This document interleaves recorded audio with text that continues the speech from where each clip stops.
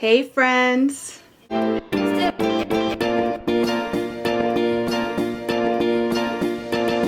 is the week 26 update, and I got a little bit of a shock yesterday because I was going through the registry and we haven't finished adding stuff to it.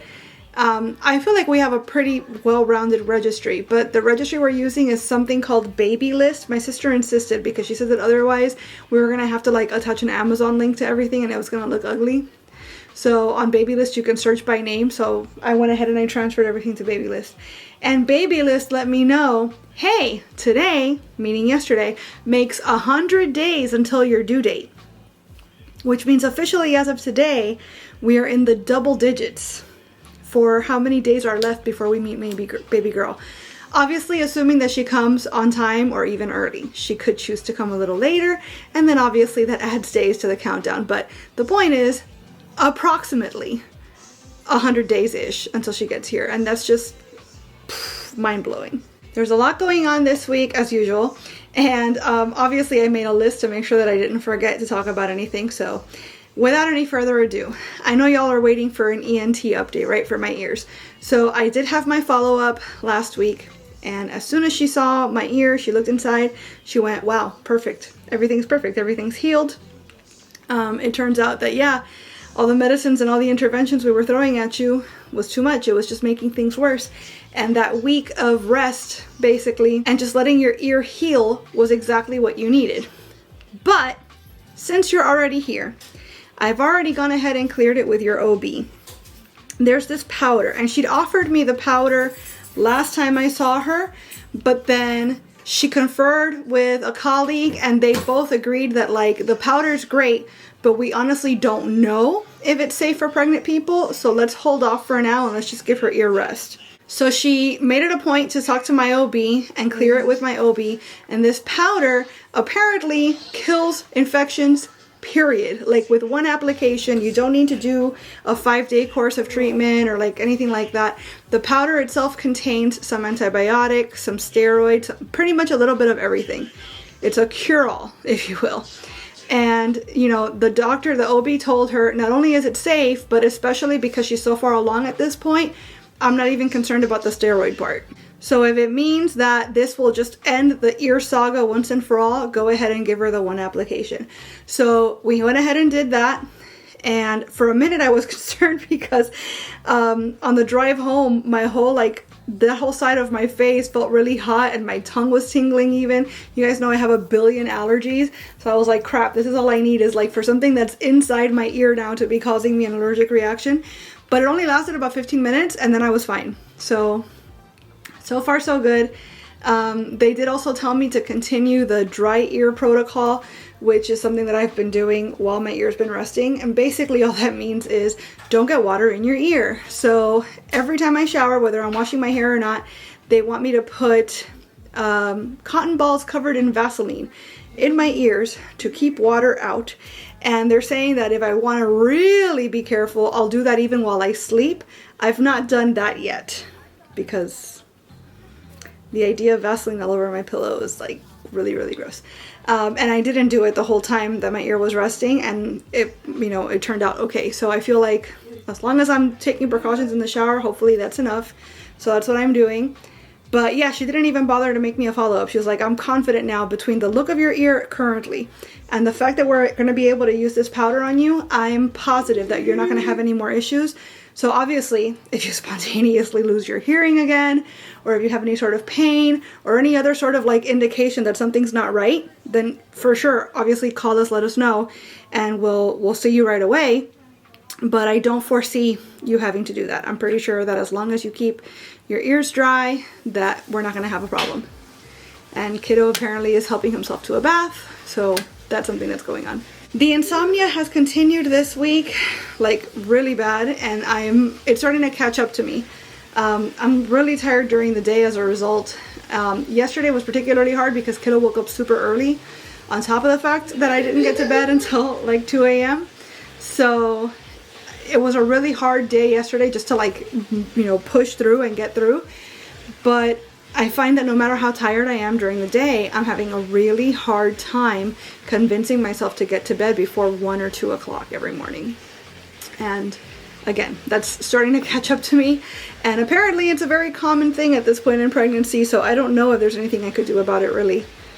It's just something I kind of have to deal with. So, you know, it is what it is, but it is something that's, you know, that I'm dealing with right now, so I figured it was worth talking about. I'm still also having a lot of like acid indigestion when I eat, but it's not as constant, I think, as it's been in the last month or so. Like I feel like it's still happening as frequently, but it's not lasting as long. So hopefully that's good news, and that's like on an upswing of like not affecting me as much. I feel like the farther I progress and the bigger I get, it's going to continue to affect me, obviously. So again, it is what it is, but it's something I'm dealing with, so I thought I'd bring it up. Something new-ish, it's not really new, but it's something that has definitely ramped up noticeably in the last week, is I'm super breathless and dizzy and faint even when I go from lying down to standing up. And at first I thought, oh, it must be that I'm standing up too fast, let me take my time. Turns out it really doesn't matter. If I've been horizontal, no matter how long I spend sitting up before I actually stand, once I stand, I'm gonna have to grab onto something because I'm gonna feel like I'm gonna fall over, and I'm gonna have to like catch my breath. It's extremely hard to breathe when I've been laying down and I stand up. And again, I imagine that this is something that's going to stick around, if not get worse, the bigger baby gets. But while I have had some level of lightheadedness, etc., when I stand up too quickly throughout the pregnancy, this week it's been constant. Every single time I stand up, and like severe, to where I have to literally grab onto stuff because otherwise I'm going to fall down. So my blood pressure is perfect, so I'm not concerned about that. But yeah, it's definitely not something that I'm used to, so worth noting. The last little bit of medical stuff that's going on is that I was told by my OB the last time I saw her, which was 2 or 3 weeks ago at this point, that in lieu of the 3-hour glucose test for gestational diabetes, you know, since I didn't want to do the drink because the drink really makes me super sick, that she wanted me to restart my 2 weeks of testing while fasting and also testing 2 hours after every meal. And she wanted me to begin it on week 26 through week 28. So that being the case, I started that again today. So far so good. My fasting number was perfect and my number after breakfast was perfect. So I'm going to continue to do that throughout the next 2 weeks and then report back to her. She just wants to see the numbers, but I write down as well what I've eaten with the number, because if the number is a little higher, but I happened to have a dessert or I happened to have a sugary drink or something, I feel like that's worth noting. Potentially, as far as like diagnostic criteria, it's not, but for my own knowledge, I want to know that like, oh, okay, so sugar, carbs, etc. are affecting me. Even if it turns out I don't have GD, I would like to know that so that I can adjust accordingly, you know. And I'm not having tons of sugar either, but again, it's like, it's just, I would rather know. If I already have the information available to me, why not apply it and use it? So I'm doing all that.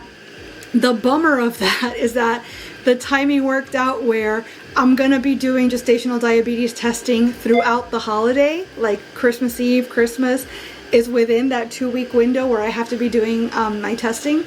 So that's gonna be complicated because, you know, little appetizers, snacky things here and there is gonna be hard to track. How am I supposed to test if I'm like constantly grazing all day? So I don't know if I should skip that day or how how do I make that work? I don't know. I guess I actually meant to see a different OB in the next few days, in the coming week.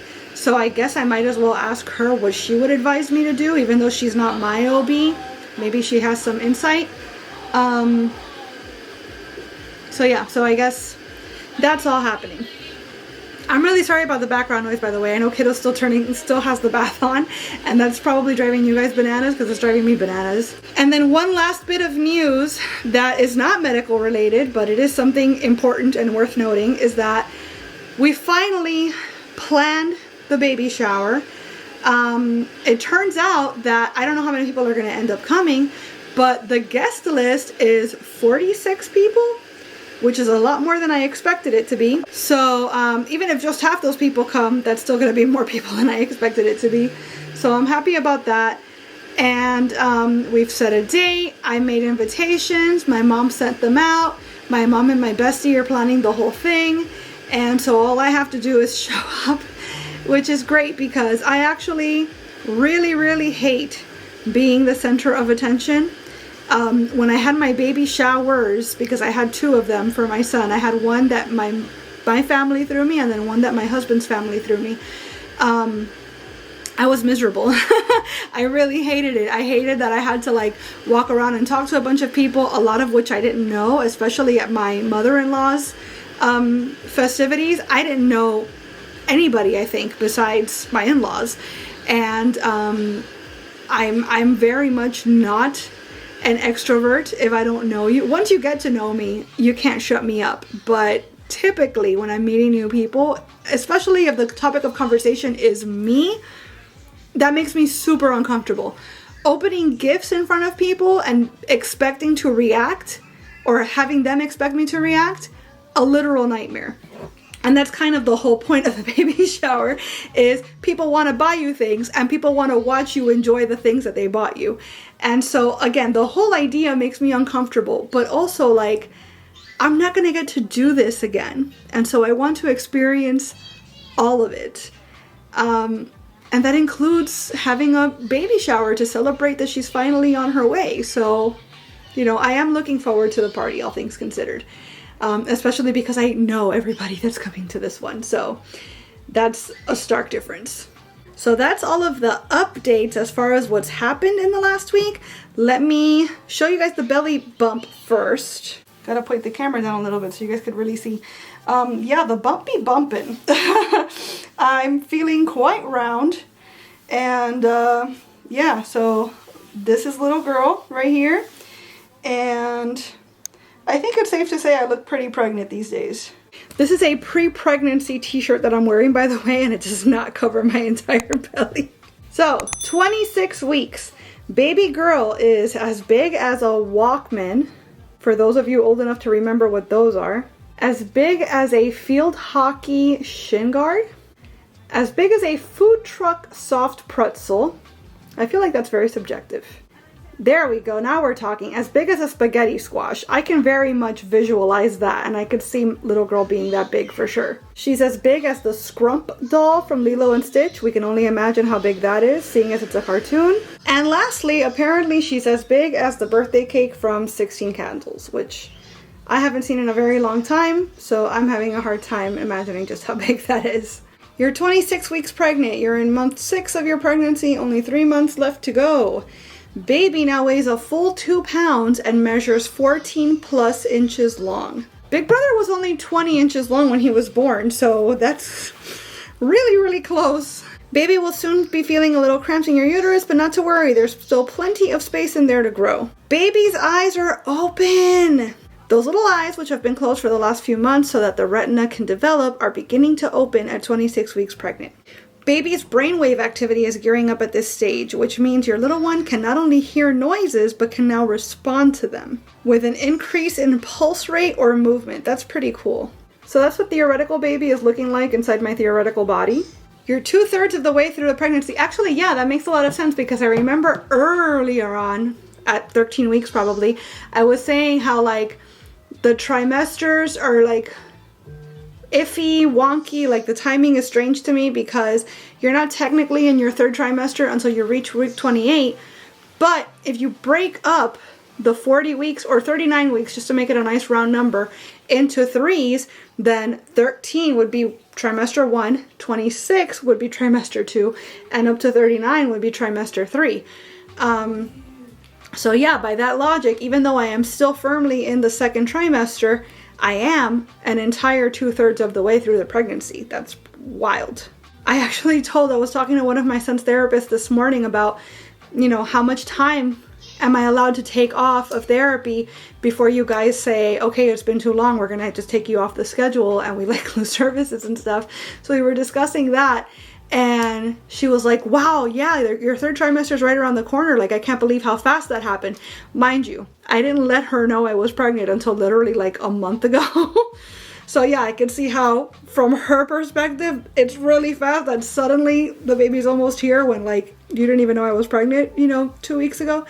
But I'm exaggerating.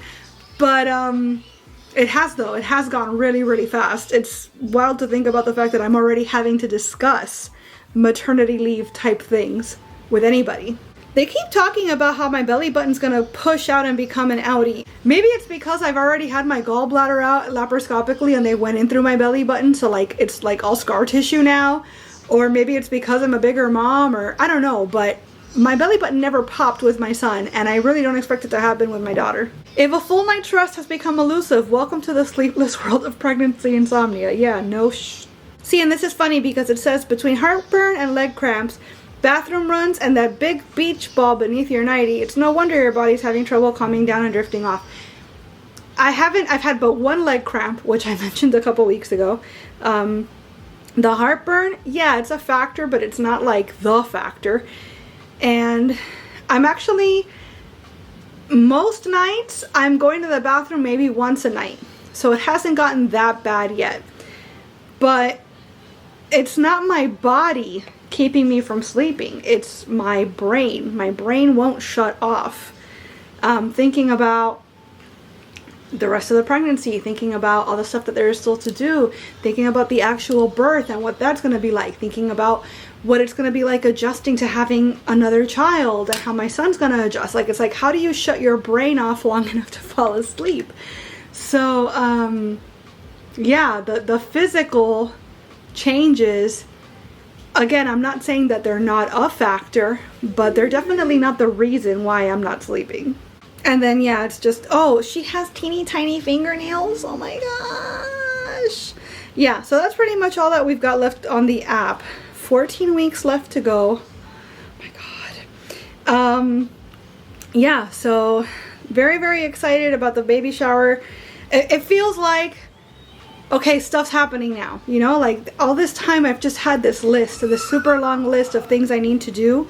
And I suddenly found the motivation to like start getting these things done, and now they're happening.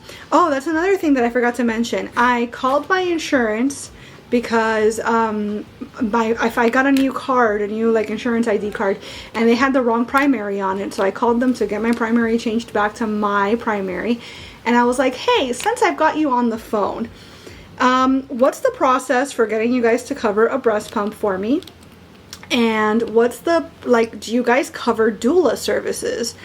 And so, yes, they do cover the breast pump. She let me know exactly what I need to do to get that going. So I'm going to talk to the OB this coming week and see if she can't get the ball rolling, even though she's not my OB, but she's an OB that will see me. So I don't want to have to wait until January or mid-January when I actually see my OB to get that started. But also, yeah, they do cover doula services. There's only one group that they'll cover, but this one group has a ton of doulas all over the state. And actually, they already called me. I missed their call. Like, I reached out and I gave them all of my information, including my insurance information. And the next day they called me, which was yesterday, but I missed the call because we were in therapy, and I haven't gotten around to calling them back. But it's possible now that I might have a doula come with me to advocate for me during my birth experience, which is really exciting. I worry about too many cooks in the kitchen, and obviously I want to make sure that whoever I get isn't somebody that's covered by insurance, but also obviously somebody that I vibe with and that I feel really does have my back and has my best interests at heart when it comes to my birth experience. It's somebody that's not going to encourage me to do something unsafely just because of my own trauma. Like, I want somebody that's informed enough to say, I'm on your side. I don't have a dog in this fight either way. It's time to give in and have the C-section. Or, hey, you're doing great. I don't have a dog in this fight, but I know that you can do this because everything's looking good. You know what I'm saying? So, the process for that has begun. I know that they're going to be covered now. It's just a matter of, like, I guess meeting them and deciding who I'm going to go with. And that's really, really exciting. So, I think that's it. I think that's all I have to say this week. It's been a lot. I know it's been a longer video with a lot of background noise. But, yeah, that's week 26. And next week, I'll be able to tell you guys about how meeting that new OB went. And, you know, how the GD testing is going, etc. And before we know it, it's Christmas. I'm really excited for my first holiday season pregnant because I've never been pregnant throughout Halloween or Thanksgiving or Christmas or anything. My son was born in September. So I was pregnant from January when he was conceived until September when he was born, and so I completely missed the holiday season as a pregnant person. So this is my first time getting to experience all that, and luckily I'm in the second trimester where I'm not feeling sick anymore. I'm actually feeling probably the best I'm gonna feel throughout the whole pregnancy. So it's just nice. It's a nice new experience and I'm looking forward to it. And yeah, so thank you for being here for week 26. That's half a year. Oh my gosh, I just realized I've been pregnant for a half a year at this point. That's wild. Yeah, so thank you for being here. Please subscribe, click the notification bell so you don't miss any of my updates. And I'll be back again with another one really, really soon. Bye.